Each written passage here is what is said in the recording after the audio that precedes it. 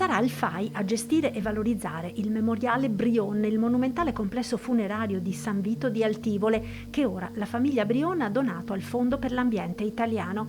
Era il 1969 quando la famiglia di imprenditori nota per il marchio Brion Vega, azienda di punta nella produzione di apparecchi elettronici di design del secondo dopoguerra, commissionò all'architetto veneziano Carlo Scarpa il memoriale per Giuseppe Brion. Ne nacque un'opera che rappresenta un unicum nella storia dell'architettura. Carlo Scarpa va ad Altivole e decide di non realizzare una cappella funeraria, ma di realizzare qualcosa di molto più grande, di molto più difficile, di molto più unico. Decide di realizzare un pezzo di Aldilà.